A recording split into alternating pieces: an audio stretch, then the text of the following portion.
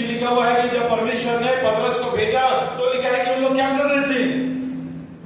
13वें अध्याय में यदि आप देखेंगे तो लिखा है कि वो परमेश्वर की महिमा कर रहे थे, स्तुति कर रहे थे, और लिखा है कि पवित्र आत्मा वो सब भजन करने वाले और स्तुति करने वाले के लोगों के जीवनों के भीतर काम करने लग गए। परमेश्वर अनुग्रह करे, हम परमेश्वर की आराधना करने वाले लोग। उस समय को चुराना सीखिए। उस समय को शैतान चुरा जाता है, शैतान को बोले ना बोलना सीखो।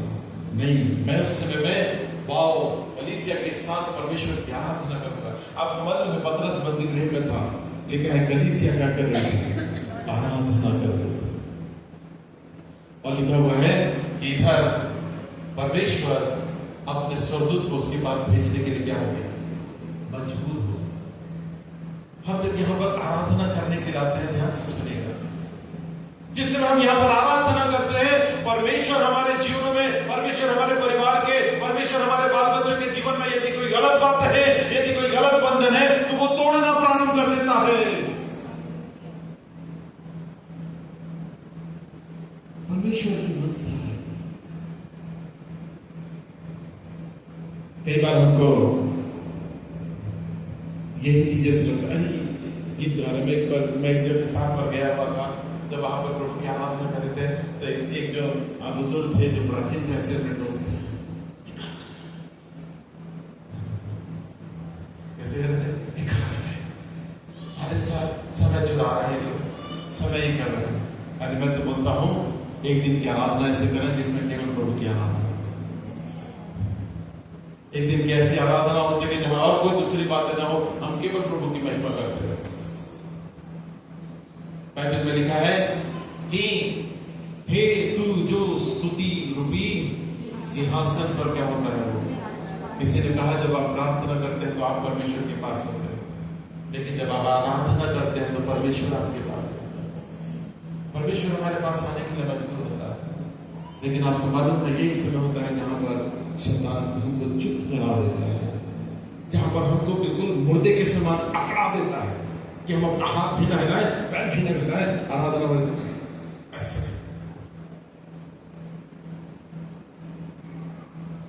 प्रभु से बोले, प्रभु तोड़ मुझे।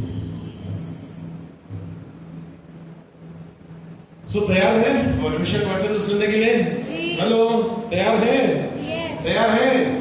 चलिए, मेरे पास मात्र 20 मिनट का समय है ना?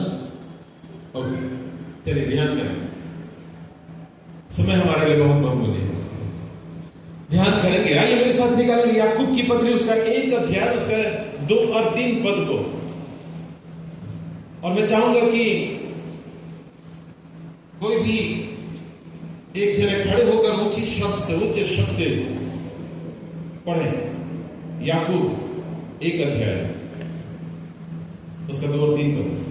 हे मेरे भाइयों, जब तुम नाना प्रकार की परीक्षाओं में पड़ो, तो इसको पूरे आनंद की बात समझो, यह जानकर कि तुम्हारे विश्वास के परखे जाने से धीरज उत्पन्न होता है।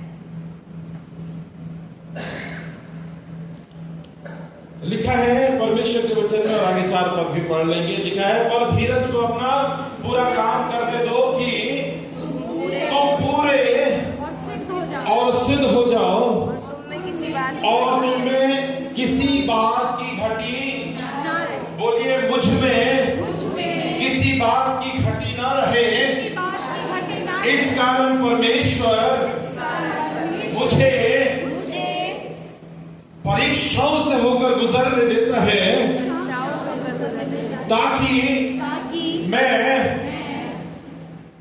सिद्ध, परफेक्ट और कंप्लीट हो जाऊं।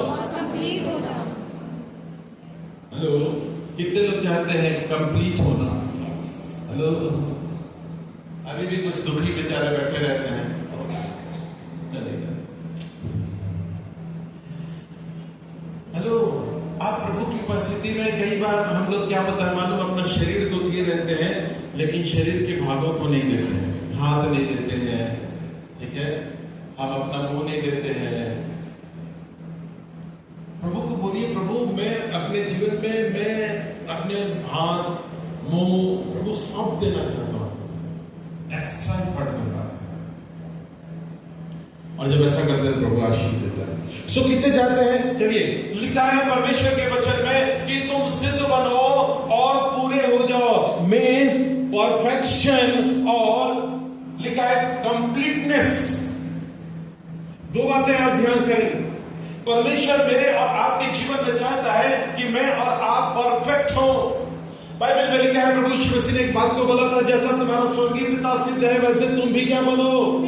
लिखा है परमेश्वर के वचन में, अगर सिद्ध बनो, और आगे बोलता है क्या बन जाओ? परफेक्ट बनो। क्या बनो? परफेक्ट बनो और कंप्लीट।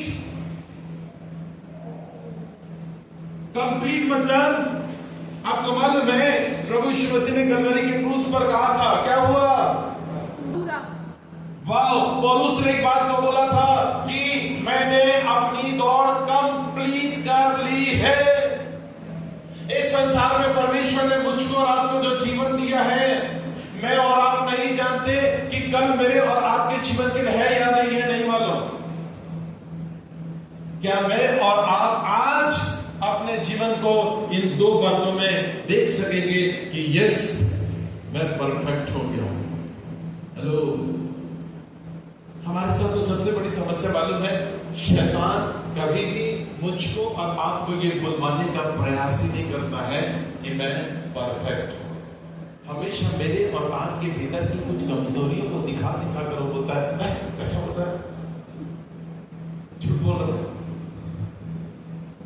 बोलिए, मेरा और आपका, हमने प्रभु में देखा कि वो मुझको और आपको अपनी महिमा से परिपूर्ण करना चाहता है। लिखा है दो बातें, फिर से क्या लिखा हुआ है कि परफेक्ट और कंप्लीटनेस। लिखा है परमेश्वर के वचन में कि वो याकूब की पत्री में बोलता है कि इसके लिए हे मेरे भाइयों, जब तुम नाना प्रकार की परीक्षाओं से होकर गुजरो, परीक्षाओं में पढ़ो। बाइबल में यदि आप ध्यान करेंगे तो दो बातें हैं बाइबल में, एक को कहते हैं टेस्ट और दूसरे को कहते हैं टेम्पटेशन।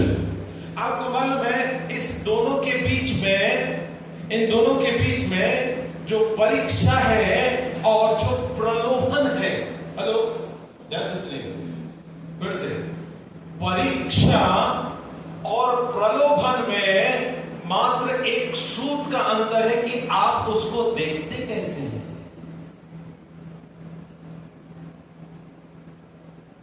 आप उसका मूल्यांकन कैसे करते हैं?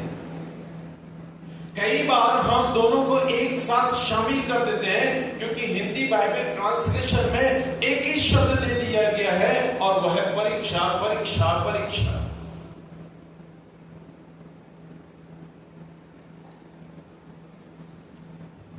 परमेश्वर के वचन में परमेश्वर की मनसा ये है, यहां पर फिर से एक बार पढ़ूंगा। लिखा हुआ है कि जब तुम परीक्षाओं से होकर गुजरते हो तो इसको कैसे समझो? बड़े दुखी और निराश होने की बात समझो। जब दुख और कठिन और विपरीत परिस्थितियां हैं तो यहां पर याकूब बोल रहा है, उसको कैसा समझो? पूरे आनंद। उसको कैसा समझो? पूरे आनंद की बात समझो। अरे फिर से बोलिए, कैसा समझो?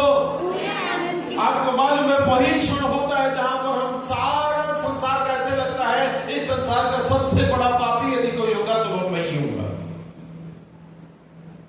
ये आपको संसार, ये आपको शैतान सोचने पर मजबूर करवाते रहता है जब आप परीक्षाओं से होकर गुजरते हैं। और तब धीरे से बोल भी देंगे, किसने पाप किया था? पक्का बोलेंगे, यही पाप किया था। बोलेंगे यदि ये नहीं किया तो पक्का इसके मां बाप के पाप के कारण होगा। यीशु मसीह ने कहा ये बातें इसलिए हुई हैं कि लिखा है इस पर परमेश्वर की क्या हो? जब मैं और आप परीक्षाओं से होकर गुजरते हैं तो परमेश्वर बोलता है हम खुश रहना सीखें। हेलो, मैं आपको एक बात बताना चाहता हूं। अभी पिछले दिनों में हम लोग इंदौर में थे, आप सबको मालूम घटना। वहां पर लोग इस बात के लिए ज्यादा परेशान थे कि यार ये बंदा खुश क्यों है। हेलो, ये बंदा खुश क्यों है। मैं आपको बताना चाहता हूं, लिखा है परमेश्वर के वचन में कि इसे कैसा समझो, पूरे आनंद की बात समझो, पूरे आनंद की बात समझो, क्योंकि आगे लिखा हुआ है कि यह समझकर कि तुम्हारे विश्वास के परखे जाने से क्या उत्पन्न होने वाला है, वो जो धीरज उत्पन्न होने वाला है, जिसका परिणाम सदा का चैन और शांति है। वो शांति जब दिखने लगता है जीवनों में, तो लिखा है हमारे जीवन में वो परफेक्शन, हमारे जीवन में वो कंप्लीटनेस।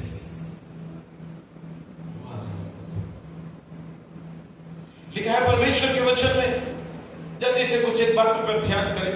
मैंने कहा टेस्ट एंड टेम्पटेशन, मैंने कहा दोनों शायद हो सकता है कि सिक्का एक ही है, सिक्के के पहलू दो। सिक्का एक है, मैं और आप देखते कैसा। यीशु मसीह के पास भी जब उससे कहा गया था कि क्या बात है कि तेरे लोग कर नहीं दिया करते थे, कर नहीं दिया करते हैं, उसने कहा कि मेरे पास, उन्होंने कहा कि किसको कर दें। एक को तो भेज दिया था, जा ले आना भैया, पतरस को बोला था बंसी डालना मिल जाएगा, लाके कर देना। दूसरा प्रश्न किया किसको दें, कैसर को कर देना उचित है कि नहीं देना है। और तब परमेश्वर के वचन में प्रभु यीशु मसीह ने कहा कि मेरे पास एक सिक्का लेकर आओ, और उसके बाद जब सिक्का लेकर आया गया तो लिखा हुआ है परमेश्वर के वचन में कि उसने कहा ये किसका है। उन्होंने कहा कैसर का फोटो लगा है। उन्होंने कहा जो कैसर का है वो कैसर को दे दो, और जो परमेश्वर का है आप कैसा देखते हैं। किसी एक चीज को, किसी एक विषय को, किसी एक परीक्षा को, किसी एक समस्या को, किसी भी एक टेम्पटेशन को आप कैसा देखते हो। आइए जल्दी जल्दी ध्यान करने का प्रयास करें। पहला पतरस की किताब उसका 1 अध्याय उसके 7 पद को जल्दी से निकाल कर पढ़ेंगे। और यह इसलिए है कि तुम्हारा परखा हुआ विश्वास जो आग से ताए हुए नाशवान सोने से भी कहीं अधिक बहुमूल्य है, यीशु मसीह के प्रकट होने के समय में प्रशंसा और महिमा, लिखा है कि प्रशंसा और महिमा और आदर का कारण ठहरेगा। आपको मालूम है जब सोना खदान से निकाला जाता है तो वो आग की भट्टी में से होकर गुजारा जाता है। सोना तो है लेकिन उसको कहां से गुजारना पड़ता है, आग की भट्टी में से होकर गुजारना पड़ता है। और जब वो आग की भट्टी में से होकर गुजरता है उसके बाद यदि आप देखेंगे तो नेक्स्ट जो है उसको वो भट्टी में से गुजारना नहीं पड़ता है। आपको मालूम है उसके बाद जो सेकेंड प्रोसेस होता है उसको कहां से गुजारते हैं। हेलो, भट्टी से नहीं। जब उसमें कुछ बनाना होता है उसको 23 कैरेट का बनाना होता है, उसको 22 कैरेट का बनाना होता है, उसको 18 कैरेट का बनाना होता है, तो उसको भट्टी से नहीं गुजारते। किससे गुजारते हैं? बोलिए बोलिए। हाँ, एक हाथ से, बस हल्के से हाथ से उसको गुजारना पड़ता है। उसका एक प्रोसेस है, उसको भट्टे से गुजारा नहीं जाता। वो जो सेकेंड स्टेप है वो ये है कि आपके भीतर पता चलता है कि आप 23 कैरेट के हो, आप 22 कैरेट के हो, आप 20 कैरेट के हो, आप 18 कैरेट के हो, कौन से कैरेट के। और तब परमेश्वर देखता है कि अब यदि आप 23 कैरेट के हो तो आप ये बन सकते हो, आप यदि 18 कैरेट के हो तो आप किसी पितर में शादी किए जा सकते हो। क्या लिखा है परमेश्वर के वचन में? और यह इसलिए है कि तुम्हारा परखा हुआ वो जोरी परखता है। लिखा हुआ है कि परखा हुआ विश्वास जो आग से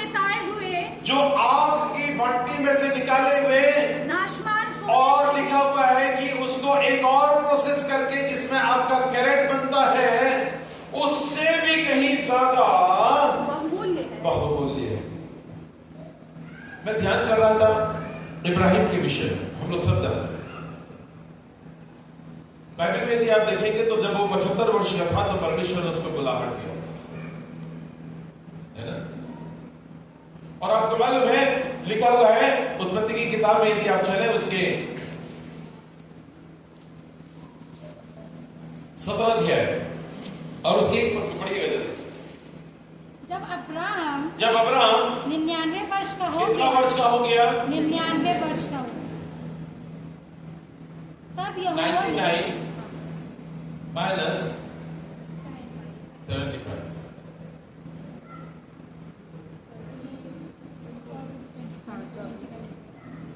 ठीक है।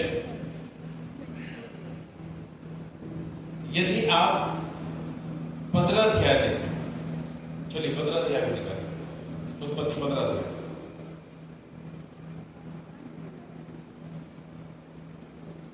एक पर ये वचन दर्शन में अब्राहम के पास पहुंचा कि हे अब्राहम, मत डर, तेरी ढाल और तेरा अत्यंत बड़ा प्रतिफल। लिखा है कि तेरा ढाल और तेरा अत्यंत बड़ा फल मैं हूं। अब्राहम ने कहा हे प्रभु, अरे बोले मैं तो निर्वंश हूं और मेरे घर में मेरे घर का कोई वारिश, बोले ये जो काम करता है ना दमिश्की एलियाजर जो है वही मेरे घर का वारिस होगा। प्रभु तूने तो मुझको निर्वंश रखा है। आपको मालूम है परमेश्वर के वचन में लिखा हुआ है कि परमेश्वर उसको बाहर ले जाता है और दिखाता है कि क्या तू तारागणों को गिन सकता है, क्या तू समुद्र की रेत को गिन सकता है, नहीं गिन सकता। बोले कि मैं ऐसा ही करूंगा। और उसके बाद 15 अध्याय में यदि आप देखेंगे, जैसे 16वां अध्याय आया, 16वें अध्याय में लिखा हुआ है परमेश्वर के वचन में कि अब्राहम की पत्नी बोलती है कि सुनो जी, ठीक है, एग्जीबिशन बहुत अच्छे से काम किया मैंने लगाया, ठीक है, बहुत अच्छे से बोलती ए जी ओ जी, हाँ बोलती है। परमेश्वर सही बोला है, तुम क्या बोले, लेकिन तरीका थोड़ा सा दूसरा है। कैसा तरीका है? बोले एक काम करो, थोड़ा सा दूसरा तरीका है, एक शॉर्टकट है मेरे पास परमेश्वर के काम को दिखाने के लिए। एक दूसरा शॉर्टकट तरीका ये है, उसने कहा कि देख मेरे पास एक फ्री गिफ्ट है जो विश्व के राजा ने अपनी बेटी को, जब मैं उनके यहां बंधुआई में थी, उसने दिया था। उसने अपनी बेटी हाजिरा को दिया और तब लिखा है कि तू उसके पास चले जा और परमेश्वर तुझे क्या कर देगा। आपको मालूम है एक वो स्थान है जहां पर अदन की वाटिका है और जहां पर उसने कहा कि हाँ हम वास्तव में फल नहीं खा सकते। आदम बोला होगा नहीं जी, प्रभु बना के ऐसी बातें करते हो। हाँ जी, और दिया और क्या कर दिया। अब्राहम को भी बोली होगी सारा ने, ए जी जो बोला है ना प्रभु ने, उसका दूसरा तरीका है। लिखा है परमेश्वर के वचन में। और उसके बाद यदि आप 17 अध्याय देखें तो 16वें 15 अध्याय और 16वें अध्याय और 17वें अध्याय में लिखा है परमेश्वर ने 13 साल तक लिखा है कि अब्राहम से बात नहीं किया, इसलिए क्योंकि उसने उन बातों को प्राप्त करने का दूसरा जरिया ढूंढ लिया था। लिखा है नीति वचन उसके 3 अध्याय उसके 5 पद में परमेश्वर के वचन में लिखा है कि तू अपनी समझ का सहारा न लेना, वरन संपूर्ण मन से यहोवा पर क्या करना, भरोसा करना, तब वह तेरे लिए सीधा मार्ग निकालेगा। लिखा है परमेश्वर के वचन में। लेकिन एक बात को बता दूं, इसका मतलब ये नहीं है कि परमेश्वर ने अब्राहम से बात नहीं किया तो अब्राहम को छोड़ दिया। ध्यान से सुनेगा, मैं जो बात बताने जा रहा हूं वो टेस्ट एंड टेम्पटेशन की बात है। अब ध्यान से सुनेगा, परमेश्वर चाहता है कि उन बातों से तुम होकर गुजरे, लेकिन परमेश्वर चाहता था कि वो जो है उस परीक्षा में कह सके नहीं, मेरे परमेश्वर ने कहा है कि मैं तेरे द्वारा ही दूंगा।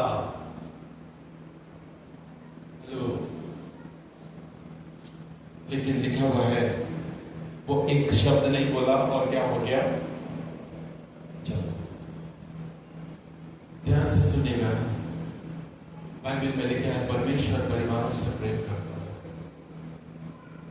पति पत्नी का जीवन परमेश्वर के लिए सबसे महत्वपूर्ण होता है। इस संबंधों में शैतान की युक्तियों को कहीं घुसने नहीं, कहीं से भी एंटर होने नहीं दीजिए। इसी कारण पौलुस एक बात को कहता है कि शैतान का हम पर दांव न चले, क्योंकि हम उसकी युक्तियों से अनजान नहीं हैं। शैतान का हमेशा प्रयास रहता है कि परिवार को एक बीच में वो कहीं न कहीं से घुसकर परिवार को नाश कर, कि हम परमेश्वर के आशीषों से वंचित हो जाए। लिखा है परमेश्वर के वचन में जो परीक्षाएं होती है, जो टेस्ट होता है परमेश्वर की ओर से जो होता है, वो हमारे जीवन में, मेरे और आपके जीवन को वो शुद्ध करता है। परीक्षाएं हमको शुद्धता में ले जाती है, लेकिन प्रलोभन जो होता है वो हमारे हृदय की कमजोरियों को जानता है और उसी पर प्रहार करता है।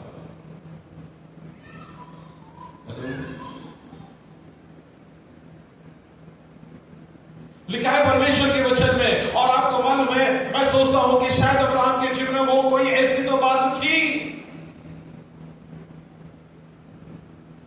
लिखा है परमेश्वर के वचन में परीक्षा विश्वास की शुद्धता का प्रकटीकरण होता है, लेकिन जो प्रलोभन होता है वो हमारे जीवनों की कमजोरियों के ऊपर प्रहार। इसलिए अपने जीवन की कमजोरियों के साथ, अपने परिवार में यदि आप कोई कमजोरी देखते हैं, अपने बाल बच्चों के जीवन में यदि आपको कोई कमजोरी दिखाई दे रहा है, अपने बेटे के जीवन में आपको कोई कमजोरी दिखाई दे रहा है, अपने बेटे के जीवन में कोई कमजोरी दिखाई दे रहा है, अपने पति के जीवन में कोई कमजोरी दिखाई दे रहा है, अपने पत्नी के जीवन में यदि कोई कमजोरी दिखाई दे रहा है, लिखा है परमेश्वर का वचन कहता है, आओ, आपको मालूम है इन दिनों के बाइबल क्विज में एक बात को देकर रखा हूं। लिखा है कि आओ हम किसके पास चले, अपनी बातों का तुम मुझसे वर्णन करो कि तुम सिद्ध हो जाओ। एक छोटा सा लाइन, आप कैसा है? बात तो वही है, बात एक ही है कि हाजिर आए, बात तो एक ही है, लेकिन परमेश्वर वहां पर मेरे और आपके जीवन के विश्वास की शुद्धता को जानता है। कई बार होता है कि हम अपने जीवन की कमजोरियों को जो शैतान निशाना बनाकर हमको परमेश्वर से समाचार 4 अध्याय 4 एक बात समझने का बस प्रयास करते हैं। 4 अध्याय 4 पढ़ेगा। मती यीशु ने उत्तर दिया, क्या उत्तर दिया? लिखा है मनुष्य केवल रोटी ही से नहीं परंतु परमेश्वर के मुख से निकले हुए वचन से क्या रहेगा? आप ध्यान रखिएगा, लिखा है कि अभी क्या आया है इसके भी जीवन पर परीक्षा आई है। परीक्षा आई है ना? और ध्यान से सुनेगा, लिखा हुआ है भूख लगी थी कि नहीं उसको? लगी थी। और शैतान कहां पर प्रहार किया? ध्यान से सुनिए, वो हमारी कमजोरियों पर प्रहार करता है। आप जिन चीजों में कमजोर है ना, उसी चीज को दिखाएगा। आज मोबाइल भी खोल लीजिएगा, आप जिन चीजों पर कमजोर है ना, वही सबसे पहले दिखेगा।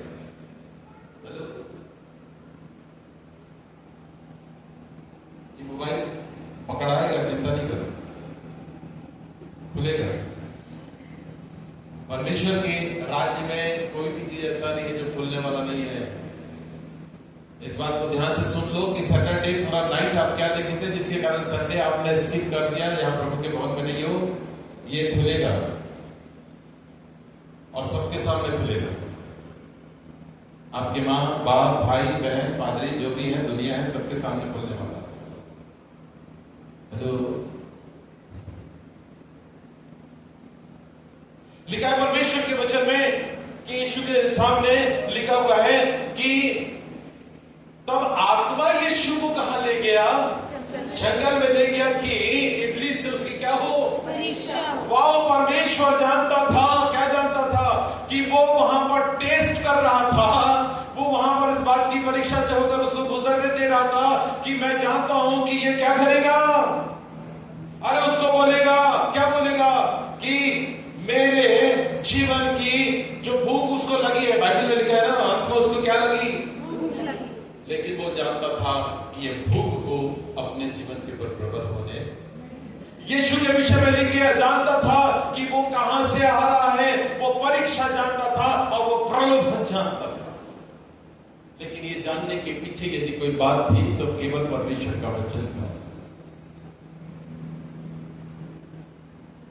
बात एक ही है, परीक्षा जो आई है एक ही है ना, ठीक है। उसने कह दिया, कह दे पत्थरों से क्या बन जाए, इतने ही बोला ना, ठीक है। लेकिन यीशु ने क्या कहा, क्या बोला, लिखा है कि मनुष्य केवल रोटी से ही नहीं। तो एक तरफ जो है परीक्षा है कि मैं और आप उसमें से निकलकर खरे निकले। और आपको मालूम है, लिखा हुआ है कि जो कमजोरी थी अब्राहम के जीवन में, लिखा हुआ है कि परमेश्वर ने कहा इसे क्या कर दे, मेरे निमित्त चढ़ा दे, और तब लिखा है कि वो खरा निकल गया। आप देखते कैसा, किसी परीक्षा को आप परीक्षा की रीति पर देख रहे हैं या उसको प्रलोभन की रीति पर देख रहे हैं। शैतान बहुत चालाक है। यीशु मसीह के सामने ये दूसरी बात है कि बाइबल में यदि देखेंगे तो आपको मालूम है कि ये शैतान सुन लिया था उसके विषय में। क्या सुन लिया था? जैसे बपतिस्मा हुआ, परमेश्वर की तरफ से एक आकाशवाणी हुई कि ये मेरा प्रिय पुत्र है और इससे मैं अत्यंत प्रसन्न। और इसलिए तीनों परीक्षाओं में केवल एक ही बात हमेशा वो हिट कर रहा था। क्या बोल रहा था? यदि तू परमेश्वर का पुत्र है तो, यदि तू परमेश्वर का पुत्र है तो, यदि तू परमेश्वर का पुत्र है तो वो मेरे और आपके बारे में क्या जानता है, वही चीज मेरे और आपके जीवन में लेकर आएगा। बात किसकी है? क्या मैं और आप उसको परीक्षा की रीति पर और प्रलोभन अंतर करना सकते हैं?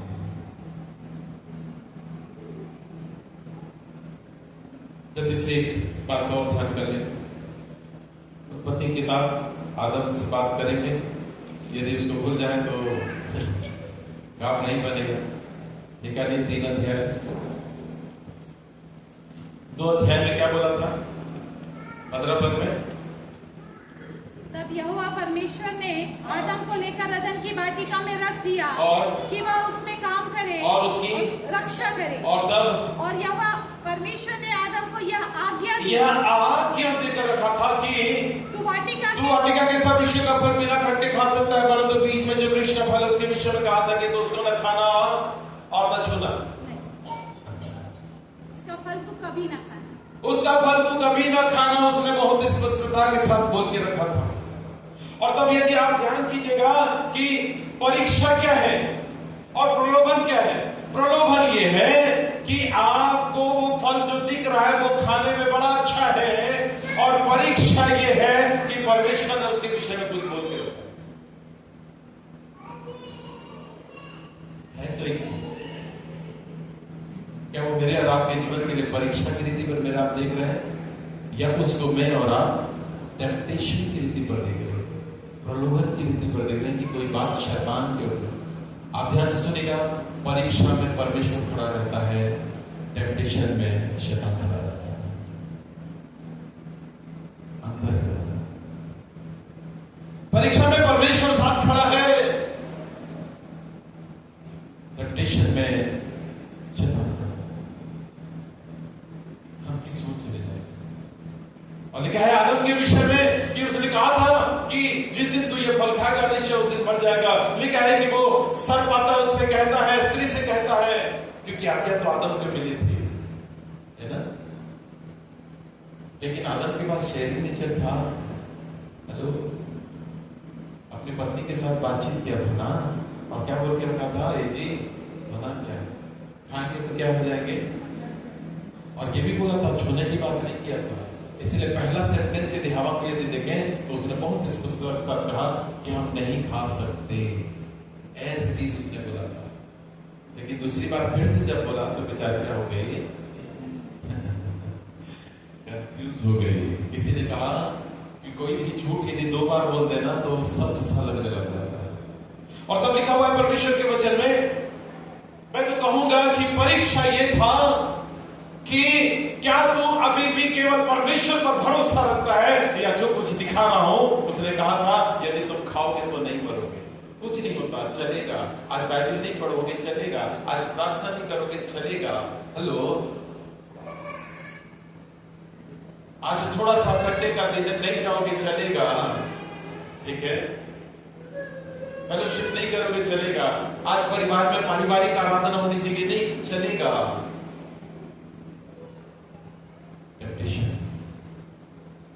नहीं चलेगा। क्या तो अभी भी परमेश्वर पर भरोसा रखता है? यस, लिखा है परमेश्वर की वजह। उत्पत्ति की किताब में यदि आप देखें, आगे चलें, एक जल्दी से समाप्त कर दूंगा। 37 अध्याय 1 पर। याकूब को कनान देश में रहता था, कनान देश में रहता था, जहाँ उसका पिता परदेसी में रहता था। याकूब के वंश का वृत्तांत यह है। यूसुफ 17 वर्ष कितने वर्ष का होगा? 17। थोड़ा जोर से बोलिए, कितने वर्ष का? 17। जब 17 वर्ष का था तब क्या हुआ? लिखा है कि वो भेड़ बकरियां चलाया करता था, और तब परमेश्वर के वचन में लिखा है कि वो स्वप्नदर्शी बन गया। और तब परमेश्वर के वचन में यदि आप देखेंगे तो लिखा है कि अब वो कहां पर पहुंचा दिया गया? 29 अध्याय 39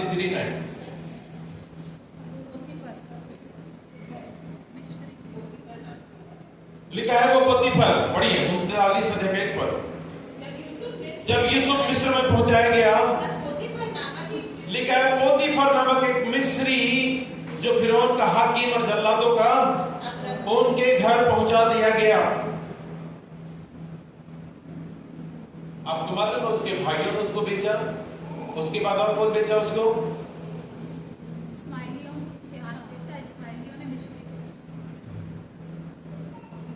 भाई ने बेचा, जो व्यापारी थे उन्होंने उनको खरीदा, उन्होंने इस्माइलियों के हाथ में बेचा। इस्माइलियों ने फिर उसके बाद किसके हाथ में बेच दिया? एक पोतीफर के घर में बेच दिया। कितनी बार बेचा गया वो? 3 बार बेच दिया। लेकिन मैं आपको एक बात बताना चाह रहा हूं। क्या लिखा हुआ है? आगे पढ़िए, 2 पद, 3 पद, नहीं 2 पद। यूसुफ अपने मिस्री स्वामी के घर पर रहता था, और यहोवा बेचे जाने की दशा में भी कौन है उसके साथ? ध्यान से सुनिए, परमेश्वर कभी नहीं छोड़ता। मुझको और आपको जानने की आवश्यकता है कि मैं और आप टेस्टिंग में हैं या टेम्पटेशन में हैं।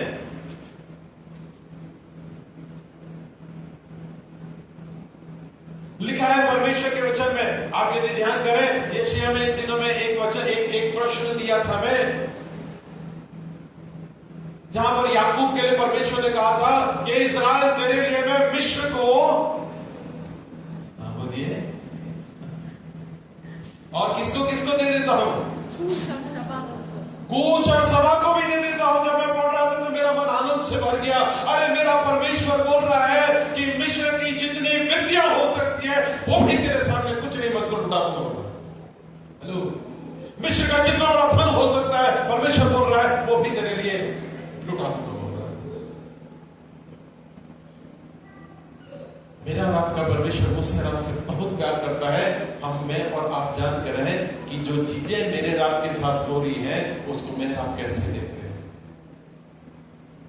इस्राएली पीड़ा में देख रहे थे, परमेश्वर फिरौन को खड़ा करके रखा था उनके छुटकारे के लिए, उनके लिए आश्चर्य प्रकट करने के लिए रखा था।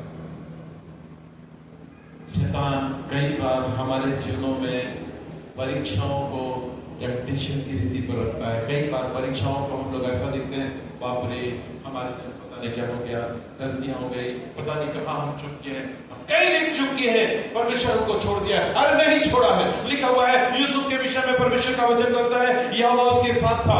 उसके बाद 3 पद में यदि देखें तो लिखा है कि यहोवा उसके साथ था। उसके बाद यदि आप परमेश्वर के वचन में पढ़ें तो उसके 21 पद में और यहोवा यूसुफ के संग, लिखा है 20 अध्याय 20 पद में, वो बंदीगृह में डाल दिया गया। क्या लिखा है? यहोवा उसके संग रहा, बोल रहा है। यहां पर यदि आप देखें तो संग था लिखा है। लेकिन जब बंदीगृह में है तो बोल रहा है उसके संग संग है, बोल रहा है। आगे 23 पद। यूसुफ के वश में जो कुछ था उसमें बंदीगृह के दरोगा को कोई भी वस्तु देखनी ना पड़ती थी। क्यों? क्योंकि यहोवा यूसुफ के साथ था। आओ लिखा है कि यहोवा अब उसके साथ कैसा है? अभी तो बिल्कुल उसके संग संग चल रहा है। मुझे ऐसा लगता है आखिरी पद ये बोल रहा है कि अब यहोवा उसके भीतर में बैठ गया। ध्यान रखिएगा, यदि मैं और आप परीक्षाओं से ऊपर गुजरते हैं, बाइबल का वचन कह रहा है आनंद की बात समझें। हेलो, कैसी बात समझें? आनंद। आज से दुख की बात नहीं समझेंगे, उसको आनंद की बात समझना शुरू कर दीजिए। परमेश्वर हमारे लिए सीधा मार्ग निकालना शुरू कर देगा। Hallelujah, hallelujah. हमारे सीधा मार्ग निकालना शुरू कर देगा। एक अंतिम बात कह के समाप्त कर दूंगा। पहला शमूएल उसका 26 अध्याय उसका 23 पद जल्दी से पढ़ लें, प्रार्थना करें।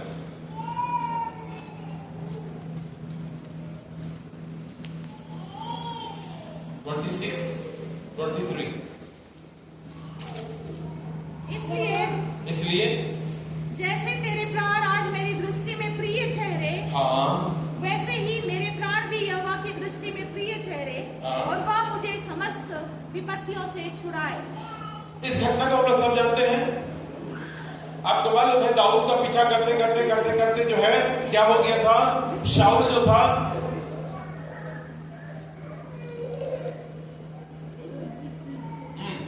यहोवा एक एक को अपने अपने धर्म और सच्चाई का फल देगा।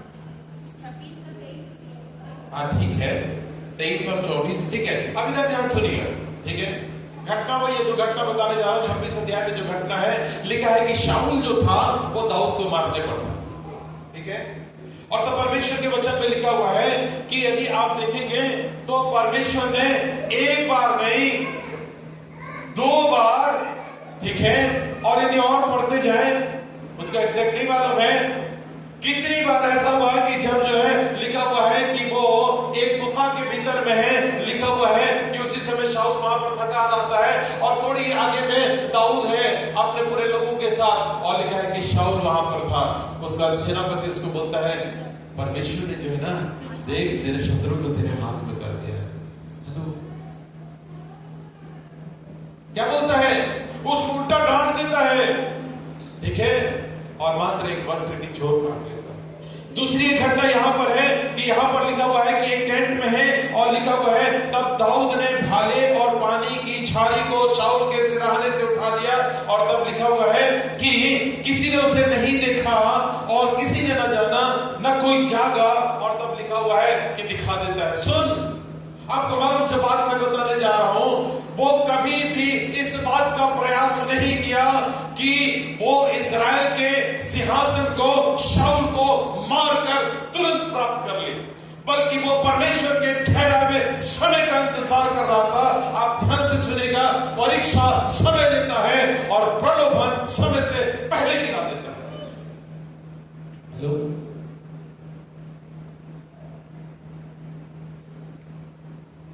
बात देखें आप कैसे देखते हैं? परमेश्वर के साथ खड़े रहकर मैं और आप देखना सीख सकते हैं। दाऊद चाहता तो उसके लिए 2 मिनट का काम था, शाऊल को क्या कर देता, मार डालता और नेक्स्ट इजराइल का राजा वो बन जाता। उसने ऐसा बिल्कुल नहीं किया।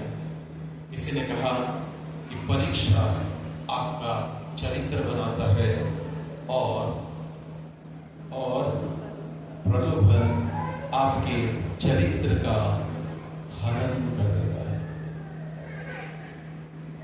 परीक्षा मुझको और आपको चरित्रवान बनाता है, परीक्षा मुझको और आपको जो है खरा निकालता है। और परमेश्वर का धन्यवाद हो, लिखा है परमेश्वर के वचन में कि दाऊद चाहता तो मार सकता था, लेकिन उसने परमेश्वर के समय का इंतजार किया, अपने आप को सच्चे न्याय के हाथ में सौंपता था। ऐसा लिखा है परमेश्वर के वचन में यीशु के लिए।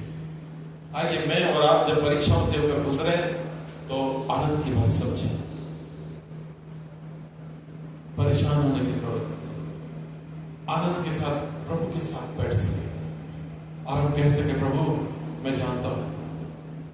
आपको मालूम है 40 साल जब मूसा मिस्र देश से जंगल में पहुंचा था एक मिस्री को मारने के बाद 40 साल, बाइबल में कहीं पर भी एक शब्द नहीं लिखा है कि परमेश्वर से बात नहीं की।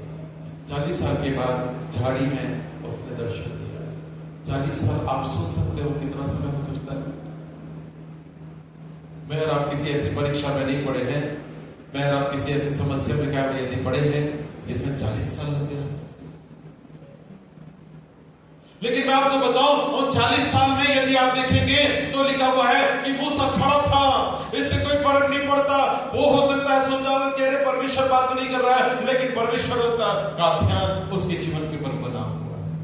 और आपको मालूम है जब परमेश्वर ने बातें किया, लिखा है कि ये 40 साल अब बोल रहा है, अब तो 40 लाख लोगों को लेकर निकलेगा यहां से।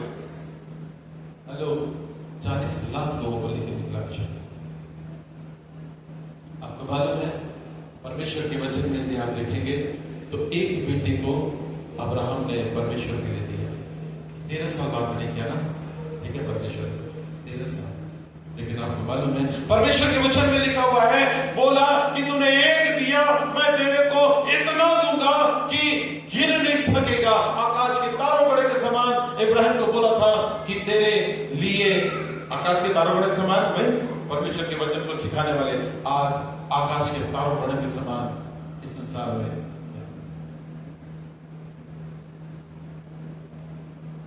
और आज न जाने कितने लोग अपना जीवन प्रभु को देते चले। आपको मालूम है अय्यूब के जीवन परीक्षा आई थी कि नहीं आई थी? नहीं, क्या हुआ? लिखा है उसकी जितनी गलतियां थी उसका कितना मिला उसको? कितना मिला? बड़ो दुना बस बोलते जाते हैं, लेकिन कितना कितना पता ही नहीं रहता। थोड़ा सा बोलिएगा, क्या लिखा है? कितनी भेड़ बकरियां थी अय्यूब के जीवन में, परिवार में? कितनी भेड़ बकरियां? 3000। अजी 42 अध्याय 42 7,000। कितना लिखा है? लिखा है कि और यहोवा ने अय्यूब के पिछले दिनों में उसको अगले दिनों से अधिक आशीष दी। यदि मैं और आप परीक्षाओं से होकर गुजरते हैं तो ध्यान से सुनिए, ये बात नहीं है कि पक्का कोई बात है, परंतु ये बात है कि परमेश्वर आपके जीवन में बड़ा परीक्षा, बड़ी परीक्षा, आपके पास बड़ी गवाही आपके लिए होने वाली है। लिखा है कितना? 14,000। कितना? 14,000। लिखा हुआ है कि 14,000 भेड़ बकरियां हो गई। इसका मतलब कितना था? 7,000। कितने हजार ऊंट हो गए? 6,000। इसका मतलब कितना था? 3,000। 1,000 जोड़ी बैल, मतलब कितना था? 500। 1000 गधियां थी, इसका मतलब उसके पास था कितना? 500। लेकिन बेटे बेटियां उतने ही थे। हेलो, कितने थे? दुगनी हुए थे क्या? हेलो, नहीं हुए। लेकिन आपको एक बात बताने जा रहा हूं, इधर देखिए, इधर देखिए, लिखा है परमेश्वर के वचन में कि वो परीक्षाओं में खड़ा रहा। और तब परमेश्वर के वचन में लिखा हुआ है कि उसके जो बाल बच्चे थे, अब जो बाल बच्चे हुए हैं, बाइबल में एक बात बड़ी अच्छी लिखी हुई है उसके विषय में। क्या लिखा हुआ है? उस सारे देश में ऐसी स्त्रियां कहीं नहीं थी जो अय्यूब की बेटी के समान सुंदर। वाह, ये सुंदरता इसका नहीं है। उनकी चर्चा का यदि कोई विषय बनता था तो अय्यूब की बेटियों के विषय में होता था, क्योंकि वो बुद्धिमान थी। वो बोलती थी तो ऐसा बोलती थी कि लोग उनकी बातों को सुनने के लिए तत्पर रहते थे। वो चलती थी तो हजारों लड़कियां उनके साथ, उसके हो लेने के लिए उनके साथ साथ चलना शुरू कर दो। हेलो, उसकी बात हो। लिखा है अय्यूब के जीवन में परमेश्वर ने उसके बाल बच्चों को कैसे आशीष दी। इसलिए अय्यूब की, याकूब की किताब में लिखा है कि परमेश्वर किसी की परीक्षा आप नहीं करता। और आगे लिखा हुआ है परमेश्वर के वचन में, याकूब की पत्री में क्या बोलता है? परंतु प्रत्येक व्यक्ति अपनी अभिलाषा में खिंचकर और फंसकर पाप में परीक्षा में पड़ता है। और तब परमेश्वर के वचन में थोड़ा सा और पर से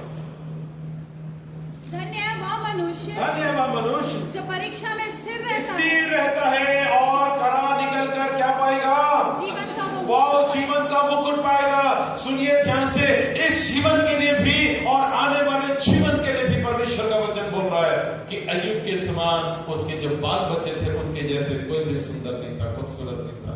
फिर से खूबसूरती में इसकी बात नहीं कर रहा हूं, उनके भीतरी मनुष्यत्व की बात कर रहा हूं। जब मेरी और आपकी परीक्षा हो तो ध्यान रखिएगा कि परमेश्वर के पास मेरे और आपके लिए कुछ बेहतर है। पुरानी वाचा में देखें तो दुगनी आशीष है ना, है कि नहीं? दुगनी आशीष है। और इन दिनों में यदि मैं और आप किसी परीक्षा से होकर गुजर रहे हैं, परीक्षा में कोई भी चीज हो सकता है, कोई भी बात हो सकती है, परमेश्वर के पास मेरे और आपके लिए बेस्ट है। बाइबल में लिखा हुआ है यूसुफ उस आखिरी दिन में जेल के कपड़े में, 17 साल और 13 साल, 13 साल के आखिरी दिन में समाप्त करने जा रहा है, आखिरी दिन में जेल के कपड़ों में। आपको मालूम है तुरंत एक बंदा आता है उसके पास और उसके बोलता है कि चलो राजा ने तुमको बुलाया है। आपको मालूम है लिखा हुआ है उसी घड़ी उसका जो वो जेल का वस्त्र था वो उतार दिया गया और लिखा है कि उसको राजकीय वस्त्र पहना दिया। हेलो, उसी घड़ी उसको राजकीय वस्त्र पहना दिया। हो सकता है मैं और आप किसी परीक्षा से होकर गुजर रहे हैं, हो सकता है मेरे और आपके जीवन में कोई बीमारी है, हो सकता है कि मैं और आप किसी मानसिक स्थिति से होकर गुजर रहे हैं, हो सकता है कि मैं और आप आर्थिक तंगी से होकर गुजर रहे हैं, हो सकता है कि मैं और आप और कुछ चीजों से होकर गुजर रहे हैं। मैं आपको बताने जा रहा हूं, हो सकता है कि यूसुफ का 13वां साल का आखिरी दिन आज है, आखिरी हो सकता है। और परमेश्वर बोल रहा है मैं तुमको वो राजकीय वस्त्र पहना सकता हूं, तुम्हारे बाल बच्चों के जीवन को मैं बदल सकता हूं, खूबसूरत बना सकता हूं। आइए मैं और आप उस परमेश्वर से बोल सके प्रभु मैं तैयार हूं। मैं कह सकूंगा कि ये परीक्षा यदि आई है तो प्रभु आप मेरे साथ हैं, मैं जानता हूं। प्रभु से आज बोल सके प्रभु आज मैंने जान लिया कि मैं उसको प्रलोभन की रीति पर नहीं, क्योंकि प्रलोभन के साथ शैतान खड़ा है। मैं परीक्षा की रीति पर मैं जानता हूं कि परमेश्वर के साथ। आइए अपने आंखों को बंद करें, परमेश्वर से प्रार्थना करें। परमेश्वर पिता हम धन्यवाद देते हैं, सुंदर समय दिया प्रभु, हम धन्यवाद देते हैं। धन्यवाद देते हैं पिता परमेश्वर की आप हमको परीक्षाओं से होकर गुजरने देते हैं पिता, ये हम खरे निकले और पिता परमेश्वर सिद्ध बने और आप हमारे लिए गवाही दे सके कि मेरे काम इसके जीवन में पूरे। पिता हमारी प्रार्थना है कि हम अपने आप को आपके हाथ में सौंपें, हमको अंतर करना सिखाएं, हमारे दृष्टिकोण को बदलें, हमारे मापदंडों को बदलें। प्रभु सहायता चाहते यीशु के नाम से मांगते हैं, आमीन।